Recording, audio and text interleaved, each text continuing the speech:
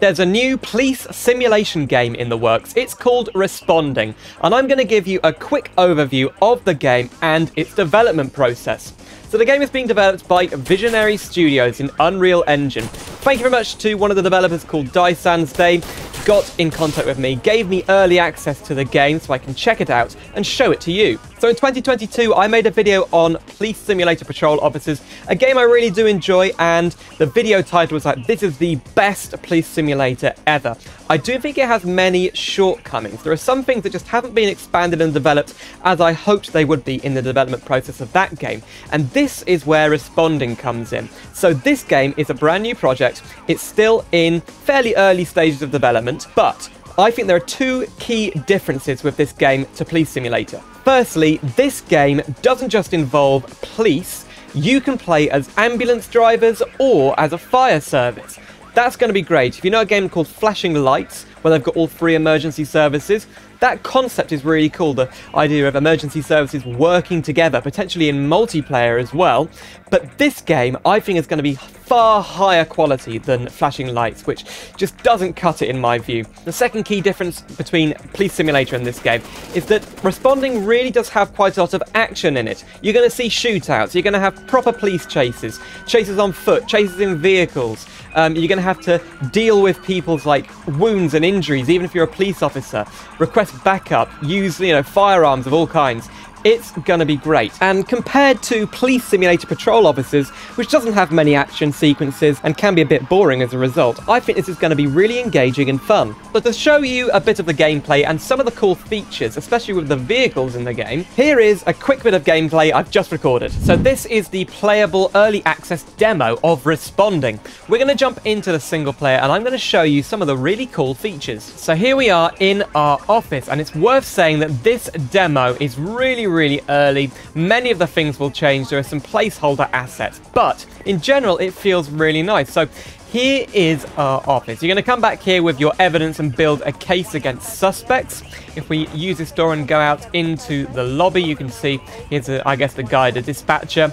Now, as the character kind of moves around and runs around, I think the character moves really nice, a lot better than a lot of other police games. I've also noticed that you can put your hand on your gun and then press H to actually take the gun out of the holster. That is really a cool feature. I think we've just got a gun. Have we got a taser as well? I'm not sure. Anyway, let's take my hand off the gun. We don't need that. So we're going to run outside to the police vehicles, where I think some of the coolest features are... Oh, actually, there's only one vehicle in the courtyard right now. Sometimes there's more than one, but it's a Chevy Impala police car, NYPD. So I guess it's set in New York.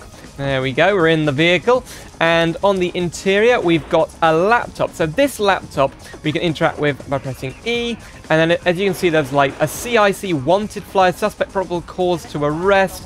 So all of these people are wanted suspects, and when calls come up, they'll come up on here and you can accept them from this laptop. Okay, so we're getting out of the car again, and let's go behind the car to the trunk. So there you go, open it up, and there's something really cool in here. We've got tape. Police tape. So just go first person, E to interact with it, and now we can put this on the wall here, boom, and then draw a big police caution line full of this tape over to here. Look at that. So if you've got a crime scene, you can put this up, and that is really cool. I've not seen that in any other police game. I think it's great attention to detail. So not only that, with these police vehicles, you can get in any of the seats. This game is going to be multiplayer, not just a two-player co-op like in the other police simulator, but you're actually going to be able to squad up with lots of friends, 4, 6, 8 players, and drive around the city in your police cars. So the coolest feature, when you get in the car, you press M, and then we've got, oh my goodness, we can customize a lot of this vehicle. So you can create the perfect police car. Now, bumper front, what do we want? Should we put a ram bar on it? We can change the ram bar to a Defender RB400. That's interesting. Okay, what else? What can we do in the trunk? Oh, we can put a weapon trunk in there. We can put a flipping M4 carbine. Oh my goodness. We can change the light bar on the roof. What do we want? A Wayland Liberty, like a flat roof bar instead of the triangular one there. Antenna, you can change it to GPS or radio antenna. You can also change the livery, so we've got North Police Department, then we've got Highway, State Trooper Patrol, black, blue, unmarked. Look at that. That's really nice. I'm going to go for that one. We're going to have a black car. Yeah, that's cool. We can paint the roofs different colour, can we? Or trunk? Oh, we can put numbers on the... Oh, that's really cool. And you can put, look, you can put the, change the number here. So unit number should do 4444. Look at that, that's great. Oh yeah, we're looking very, very swaggy in our black police cars. So, New York State Patrol, let's go. Engine on with T. You can put the siren on with G, and then I think lights is K or J. Is it? There you go. Right, so we're going to head out into the neighborhood. What's going? Whoa! That guy is going way too fast. So the AI is kind of smart. They do avoid you and stuff. If I hold shift, they will get out of our way. There we go. So the driving isn't so bad. The cars have quite a bit of weight and they're front-wheel drive. So the handling is okay, fairly realistic. I think maybe the cars are a little bit too fast. I think the developers said to me, oh, we know that. We're going to tone them down a bit. So the vehicles actually have damage. The police car doesn't have damage yet, but as you can see, the vehicles get all damaged and stuff. It's really, really cool. Oh, that guy's flipped over. Sorry. Oh, my goodness. Let's run into this guy. Here we go. Look. Look at the damage. It's kind of cool. So here's some footage of some gun battles and then some police chases. As you can see, they look quite interesting.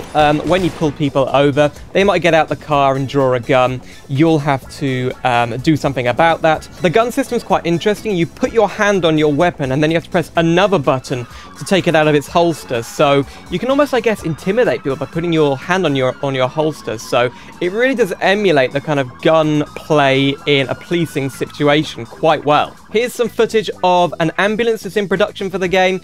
The ambulance looks really cool, and in fact, just today, as I'm recording this, the developer announced they're moving the game over to Unreal Engine 5, and they showed some footage of the ambulance's lights in like a nighttime setting in Unreal Engine 5. And Unreal Engine 5 is going to give the game better graphics, better performance, and that lighting really does look stunning.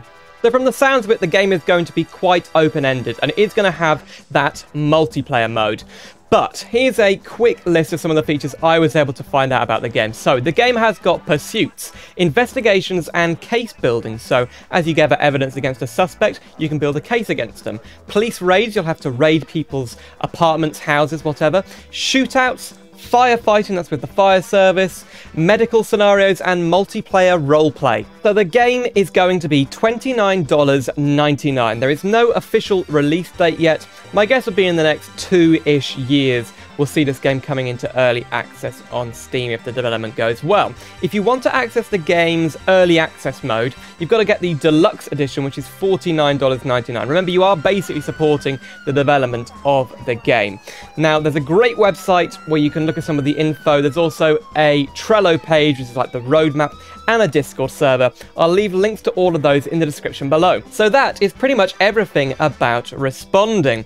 What do you guys think about this game? It's definitely an ambitious project in terms of police simulators, and in the future I plan to do a gameplay series on this game, and I'll show you some major content updates when they're available. But if you want to see my latest video on Police Simulator, where I try out some British police mods, click the video on screen right now. Thanks so much for watching. That was a bit of a different video looking at an upcoming simulation game called Responding. Links in the description, and I'll see you soon for some more simulator adventures.